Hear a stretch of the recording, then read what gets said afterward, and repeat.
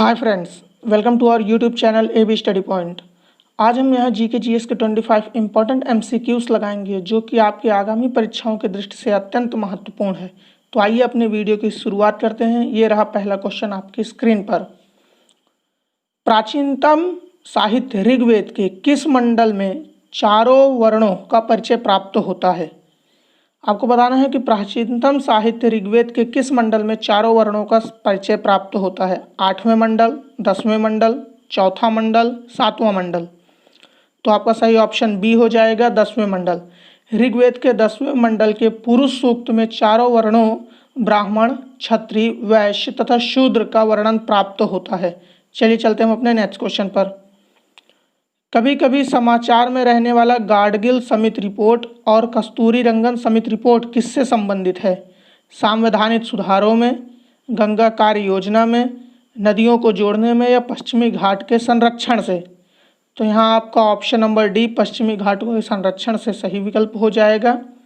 पश्चिमी घाट को सह्याद्री के नाम से भी जाना जाता है।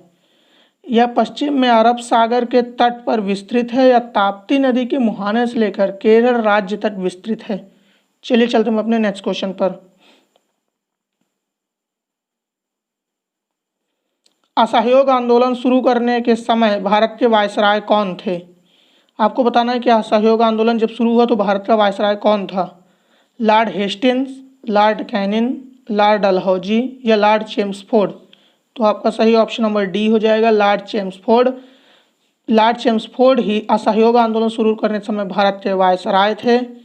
यह आंदोलन 1 अगस्त 2020 को प्रारंभ होना था, परंतु इसी दिन बाल गंगाधर तिलक जी की मृत्यु हो गई थी।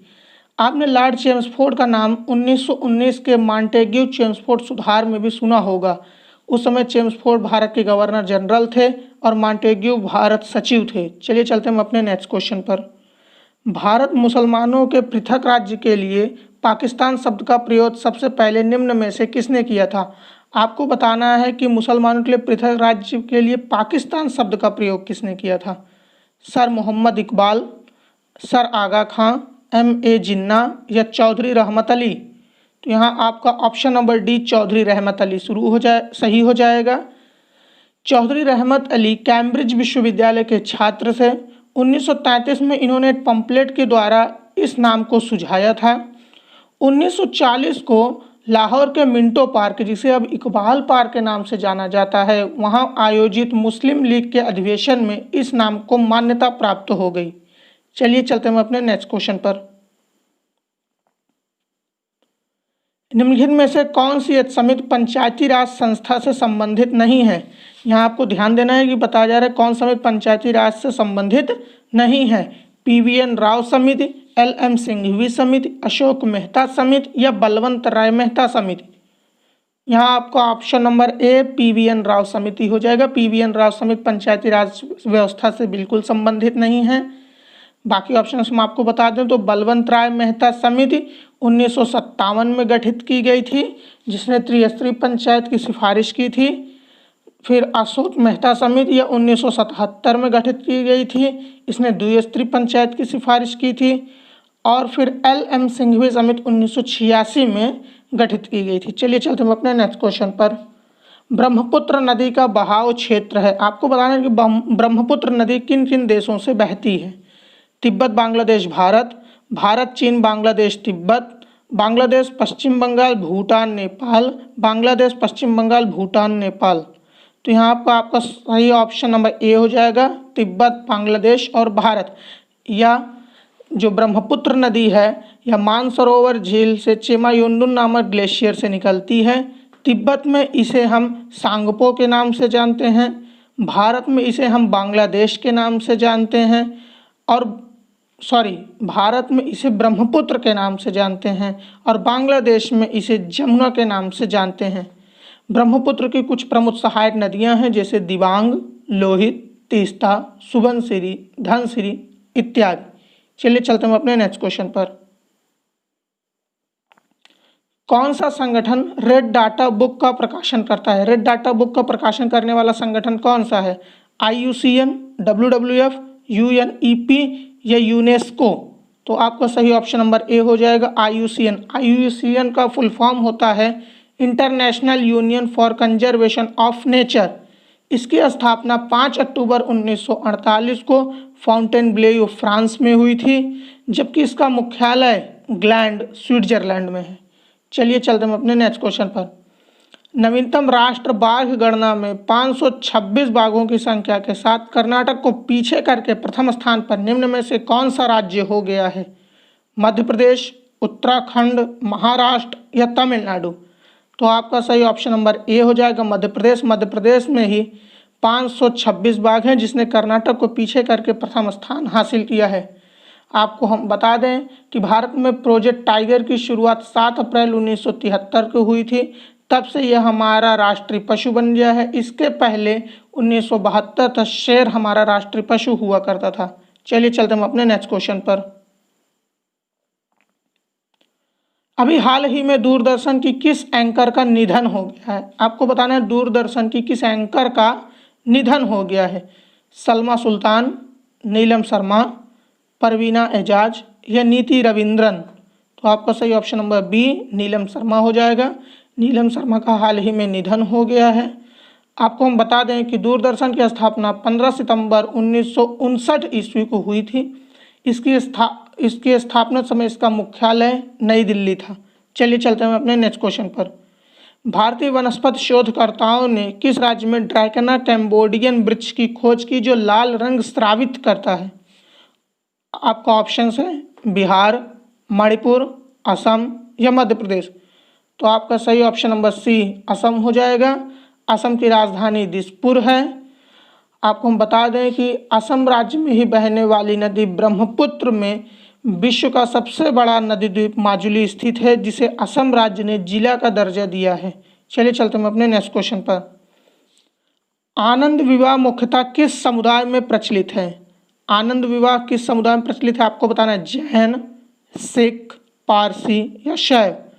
तो आपका ऑप्शन नंबर बी सिख सही हो जाएगा। सिख धर्म में आनंद विवाह एक प्रमुख रीति है जो कि प्राचीन काल से ही चली आ रही। चलिए चलते हैं अपने नेक्स्ट क्वेश्चन पर। 1971 की जनगणना पर आधारित लोकसभा में सीटों के संदर्भ में कौन असत्य है? आपको असत्य कथन का चयन करना है। अधिकतम सीट 552, निर्वाचन योग्य 543, एंग्लो इंडियन हेतु 12, केंद्र शासित क्षेत्र हेतु 20। तो हम आपको बता दें दोस्तों कि इसमें पहला कथन, दूसरा कथन और चौथा कथन बिल्कुल सत्य है, जबकि तीसरा कथन एंग्लो इंडियन हेतु 12 सीट यह बिल्कुल गलत है।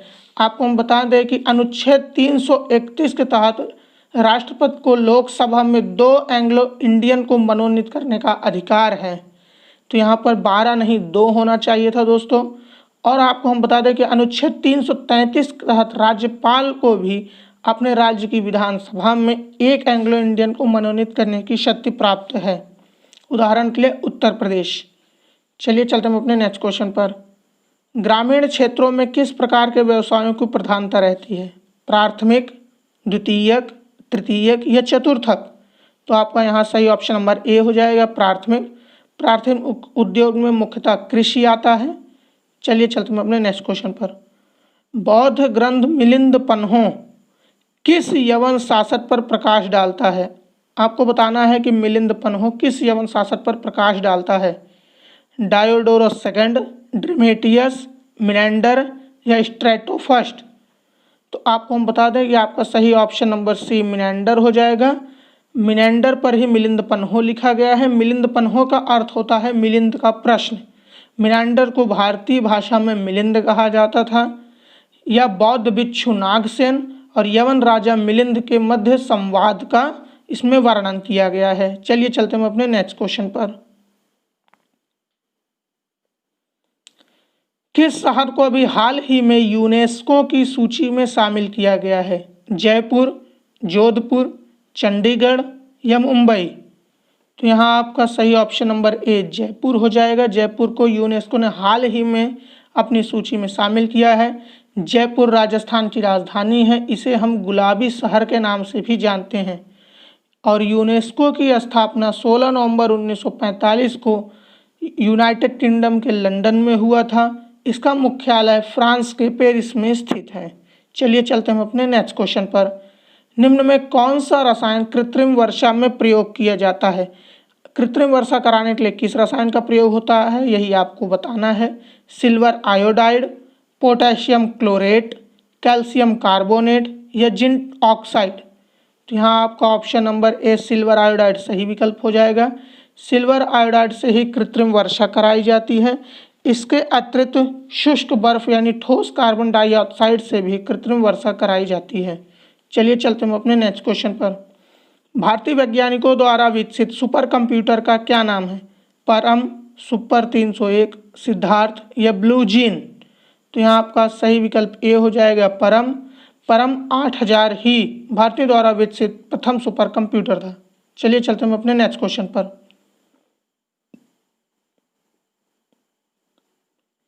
भारतीय संविधान का कौन सा अनुच्छेद जम्मू एवं कश्मीर के स्थायी निवासियों को विशेषाधिकार प्रदान करता है? अनुच्छेद 35A, अनुच्छेद 31A, अनुच्छेद 34A या अनुच्छेद 32A। तो यहाँ आपका सही विकल्प हो जाएगा ऑप्शन नंबर ए अनुच्छेद 35A। आपको हम बता दें कि अनुच्छेद 35A 14 मई 1954 को तत्कालीन राष्ट्रपति द्वारा प्रेसिडेंशियल ऑर्डर के द्वारा लाया गया था। साथ ही यह 31 अक्टूबर 2019 से निष्क्रिय हो गया है। चलिए चलते हैं अपने नेक्स्ट क्वेश्चन पर। निम्नलिखित में से कौन मलेरिया का कारक माना जाता है? मलेरिया का कारक किसे माना जाता है? तो आपको पता होगा दोस्तों, मलेरिया कारक एक मच्छर होता है जिसका नाम है एनाफिलीज मच्छर।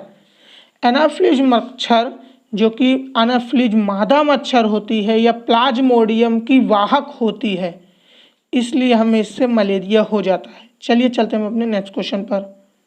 वैश्विक शांति सूचकांक 2019 में भारत की रैंक कौन सी है? 141, 136, 151 या 160। तो यहाँ आपका सही विकल्प ऑप्शन नंबर ए 141 हो जाएगा। वैश्विक शांति रिपोर्ट 2019 में भारत की रैंक 141 है। चलिए चलते हैं अपने नेक्स्ट क्वेश्चन पर। भारत में मीठे पानी की सबसे बड़ी झील कौन सी है? आपको बताना है कि भारत में मीठे पानी झील सबसे बड़ी कौन सी है। पैंगोंगत्सो, उदय सागर, चिल्का झील या वुलर झील। तो यहाँ पर आपका ऑप्शन नंबर डी वुलर झील सही हो जाएगा। वुलर झील जम्मू कश्मीर में स्थित भारत की सबसे बड़ी ताजे पानी की झील है। यह एक गोखुर झील का उदाहरण है जो कि झेलम नदी के विसर्पण द्वारा निर्मित हुई है। चलिए चलते हैं अपने नेक्स्ट क्वेश्चन पर। विद्युत प्रतिरोध की एसआई इकाई की पहचान कीजिए। कूलाम, ओम, एम्पियर या वाट। तो प्रतिरोध की इकाई ओम होती है। चलिए चलते हैं अपने नेक्स्ट क्वेश्चन पर। भारत रत्न और पद्म पुरस्कार किस वर्ष में प्रारंभ किए गए थे?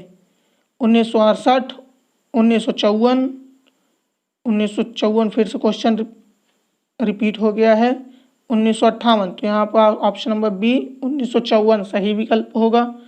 1954 में ही भारत रत्न और 3 पद्म पुरस्कार पद्म विभूषण, पद्म भूषण और पद्मश्री की शुरुआत की गई थी। प्रथम भारत रत्न पुरस्कार डॉक्टर सर्वपल्ली राधाकृष्णन जी को दिया गया था, जबकि 2019 में 3 लोगों को भारत रत्न पुरस्कार दिया गया। पूर्व राष्ट्रपति प्रणब मुखर्जी, पूर्व आरएसएस के संघ के सेवक नानाजी देशमुख तथा असमिया गायक भूपेन हजारिका जी को दिया गया था। चलिए चलते हैं अपने नेक्स्ट क्वेश्चन पर। आल्हा एक लोकप्रिय संगीत है, यह किस क्षेत्र से संबंधित है? आपको बताना है। रुहेलखंड, बुंदेलखंड, पूर्वांचल या पश्चिमी उत्तर प्रदेश। तो यहाँ आपका सही ऑप्शन नंबर बी हो जाएगा बुंदेलखंड। आल्हा बुंदेलखंड में एक प्रचलित संगीत है। आल्हा ऊदल का आपने नाम सुना होगा, यह उन्हीं पर आधारित एक वीर रस का काव्य माना जाता है। चलिए चलते हैं अपने नेक्स्ट क्वेश्चन पर। गुप्तकालीन स्वर्ण मुद्रा को क्या कहा जाता था? करशापण, दीनार, निष्क या सुवर्ण। तो यहाँ पर आपका ऑप्शन नंबर बी दीनार सही हो जाएगा। गुप्तकालीन स्वर्ण मुद्रा को दीनार कहा जाता था, जबकि गुप्तकालीन चांदी की मुद्रा को निष्क कहा जाता था। साथ ही में आपको बता दें कर्षापण क्या है। तो जो आहत सिक्के होते थे उनको साहित्यों में कर्षापण के नाम से जाना जाता है। चलिए चलते हैं अपने नेक्स्ट क्वेश्चन पर। निम्नलिखित में कौन एक हरित गृह गैस नहीं है? ऑक्सीजन, कार्बन डाइऑक्साइड, क्लोरोफ्लोरोकार्बन्स या मीथेन। तो यहाँ आपका सही ऑप्शन नंबर ए हो जाएगा। ऑक्सीजन हरित गृह गैस नहीं है, यानी यह ग्रीन हाउस गैस नहीं है। ग्रीन हाउस गैसों के उत्सर्जन से वैश्विक तापमान बढ़ जाता है, जबकि ऑक्सीजन से ऐसा कुछ भी नहीं होता है, इसलिए आपका ऑप्शन नंबर ए ऑक्सीजन बिल्कुल सही होगा। दोस्तों ये रहा आपका 25 इम्पॉर्टेंट MCQs जो कि आपकी आगामी परीक्षाओं दृष्टि अत्यंत महत्वपूर्ण है। इसको ध्यान से पढ़िए, समझिए। साथ ही आपको यह वीडियो पसंद आए तो लाइक करिए। आपको कैसा लगा यह वीडियो हमें कमेंट करके बताइए। साथ साथ इसे अपने प्रतियोगी ग्रुपों में शेयर भी कीजिए। हमारे चैनल को सब्सक्राइब कर बेल आइकन ऑन कर लें ताकि आपको आगामी वीडियोस की नोटिफिकेशन मिली रहे। चलिए बने रहिए दोस्तों, तब तक के लिए धन्यवाद।